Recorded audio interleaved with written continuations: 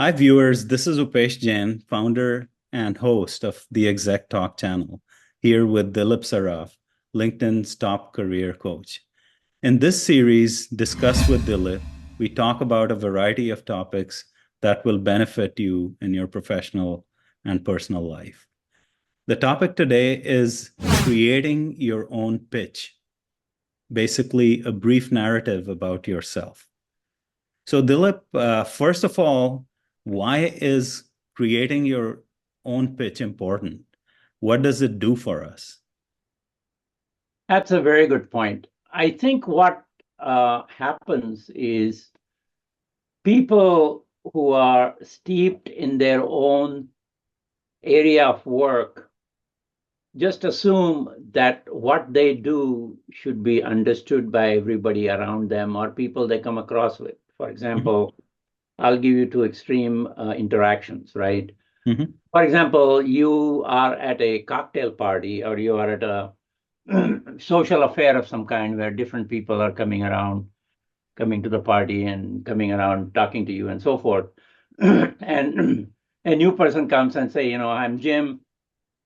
What do you do? Right? And Mhm. he says, I use C++ to develop .j websites for low latency, and that helps page load quickly on websites. I say, I made something up, Yeah, right? yeah, yeah, I am. And he just assumes that this guy, not knowing what his background, Mhm. should understand what C++ is, .jnet is, latency is, and all of that. And, Right. and the problem we run into with that Mhm. is basically, once again, the EQ part that we talked about before, not understanding what way to communicate with somebody Mhm. who doesn't know anything about you in a way that they immediately understand what you do. So instead of saying it that way, right? Mhm.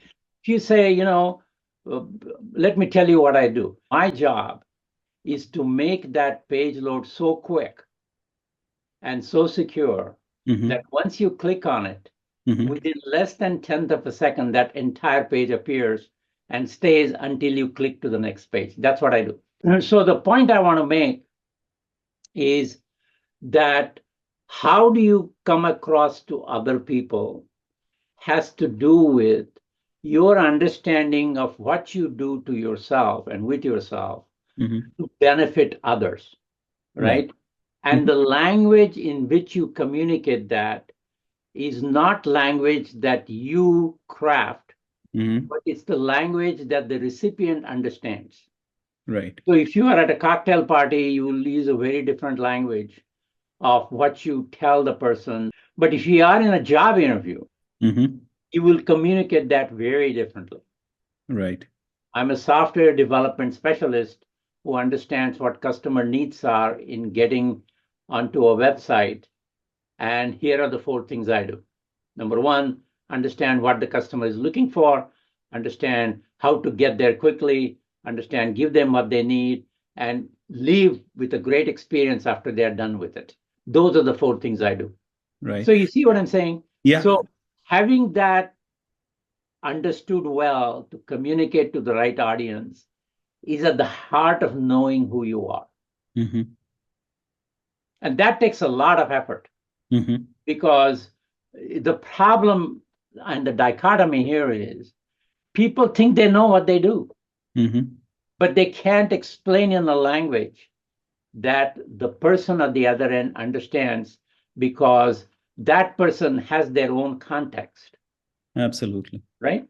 Mhm. And that is the trick that most people don't get it Mhm. because they are so steeped in their own context Mhm. that they are not able to convert what the person wants to hear and understand Yeah. as to what they do.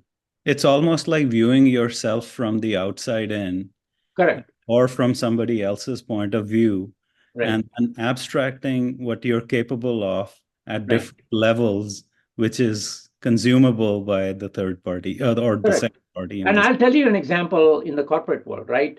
Mhm. An IT administrator sends a notice on Friday afternoon that says, over the weekend, Mhm. server number 48, 49, 51, and 53 will be down. Please Right. take care accordingly, Mhm. right? And the people in sales have no idea what server 48, 49, 51, 53 do, right? Right. But if he says, during the weekend, we're going to upgrade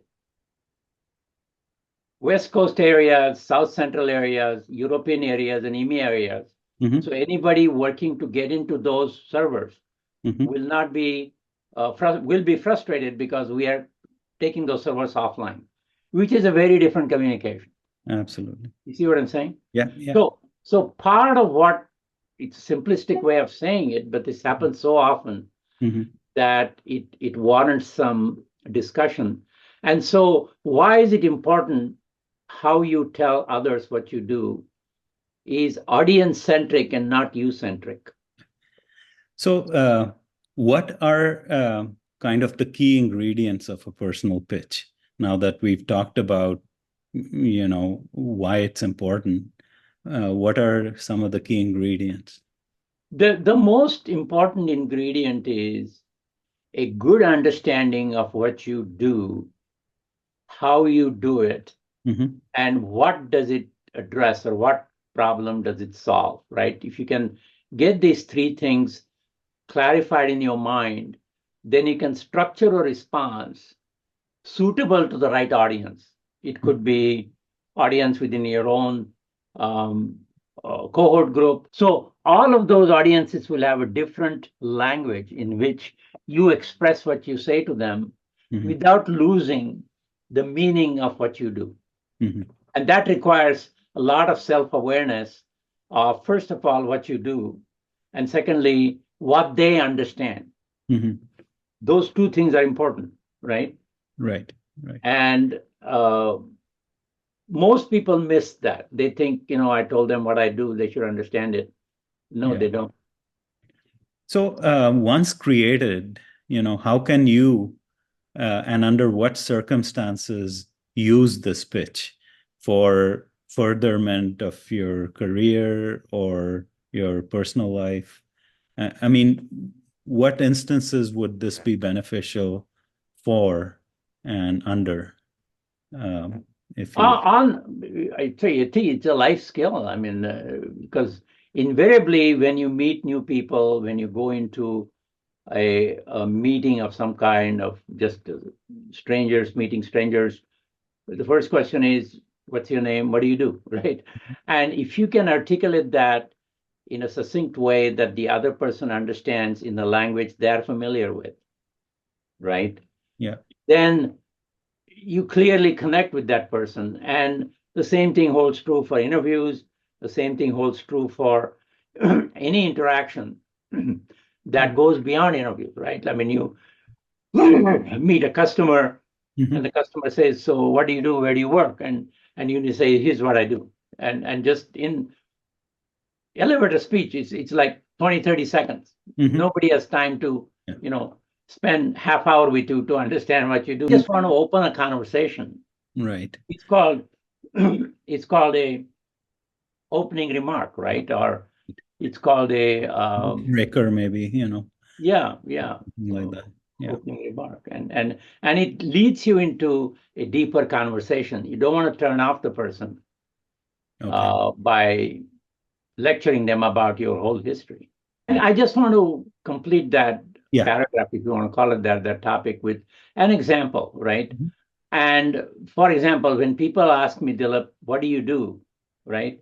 And I say, I'm a career coach who understands how to transform your career Mhm. by tapping into your genius and creating stories that put you in a new channel, a new path to Mhm. advance your career. That's what I do. So once I say that, they say, well, how do you find my genius? Right? Immediately it begs that question.